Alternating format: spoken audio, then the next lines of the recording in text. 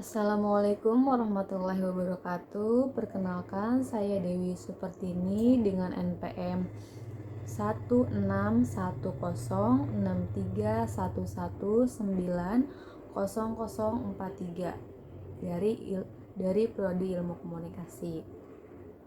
Kepada yang terhormat Ibu Dr. Siti Nursanti, SSOS MIKOM selaku dosen pembimbing 1 saya, dan Bapak Nurkinan DRSMM selaku dosen pembimbing saya, dan kepada yang terhormat Bapak Ibu penguji yang saya cintai dan rekan-rekan yang saya sayangi.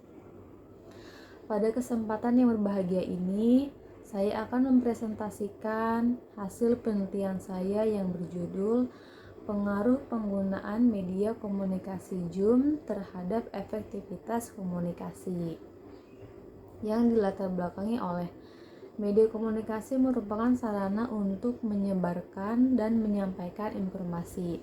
Pada zaman modern saat ini, media komunikasi sangat berperan dalam kehidupan masyarakat, terutama proses komunikasi dalam pembelajaran jarak jauh. Seperti yang kita ketahui bahwa dengan adanya pandemi ini, terutama pada mahasiswa, tidak bisa melaksanakan pembelajaran secara tatap muka dan diganti dengan pembelajaran jarak jauh. Zoom merupakan sebuah aplikasi atau software yang dapat digunakan untuk media komunikasi jarak jauh dengan fitur berupa konferensi video, rapat online, hingga chatting. Dalam penelitian ini, polisi yang ditentukan adalah mahasiswa angkatan 2017, 2018, dan 2019. Populasi tersebut dipilih karena mahasiswa ilmu komunikasi tersebut dinilai aktif menggunakan aplikasi Zoom dalam kegiatan pembelajaran jarak jauh. Penelitian ini menggunakan teori TAM, teori Acceptance Model, yang diperkenalkan oleh Davis pada tahun 1989. TAM adalah sebuah teori yang dirancang untuk menjelaskan bagaimana pengguna mengerti dan menggunakan sebuah teknologi informasi. Model sistem informasi yang menunjukkan bagaimana pengguna menerima dan menggunakan teknologi. Model ini menunjukkan bahwa ketika pengguna disajikan dengan teknologi baru, yaitu media komunikasi aplikasi Zoom, sejumlah faktor mempengaruhi keputusan mereka tentang bagaimana dan kapan mereka akan menggunakannya, terutama pada 2 faktor, yaitu kemanfaatan dan kemudahan. Selanjutnya, hasil dan pembahasan. Yang pertama ada uji normalitas.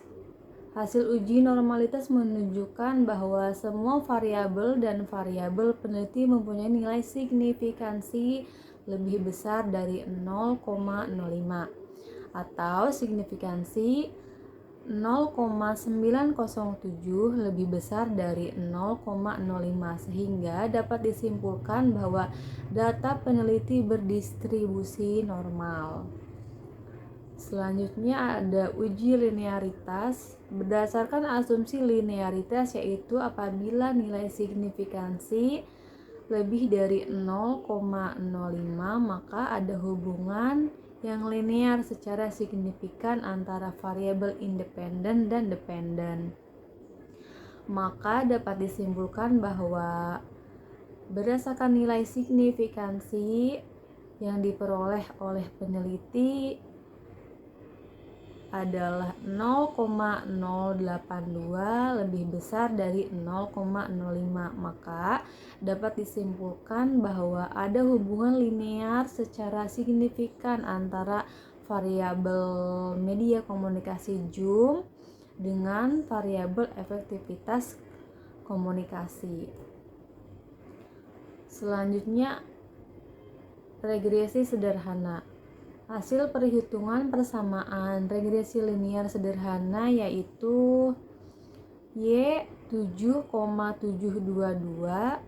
tambah 0,480 X, di mana Y adalah efektivitas komunikasi, X adalah penggunaan media komunikasi Zoom. Berdasarkan persamaan regresi, maka dapat disimpulkan bahwa konstanta sebesar 7,722 menunjukkan bila tidak ada peningkatan atau penurunan dari penggunaan media komunikasi, maka nilai efektivitas komunikasi sebesar 7,722%. Yang kedua, koefisien regresi media komunikasi sebesar 0,480 menunjukkan setiap peningkatan penggunaan media komunikasi Zoom sebesar 1%, maka akan meningkatkan nilai efektivitas komunikasi sebesar 0,480%. Uji hipotesis variabel penggunaan media komunikasi dengan efektivitas komunikasi diketahui nilai signifikansi sebesar 0,000 lebih kecil dari 0,05 sehingga dapat disimpulkan bahwa H1 diterima, yang berarti ada pengaruh penggunaan media komunikasi Zoom terhadap variabel efektivitas komunikasi. Selanjutnya aja uji signifikansi regresi sederhana.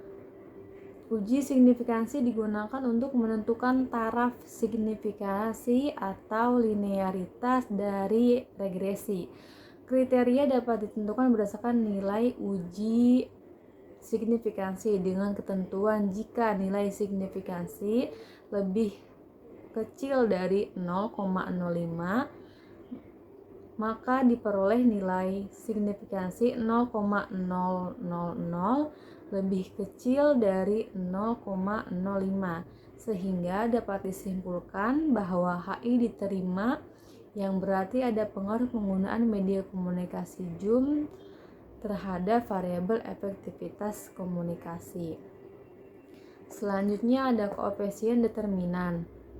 Setelah R hitung diketahui sebesar 0,673, maka selanjutnya mengetahui seberapa besar pengaruh variabel X terhadap Y dengan menggunakan koefisien determinan R2 yang dinyatakan dalam presentase. Hasilnya adalah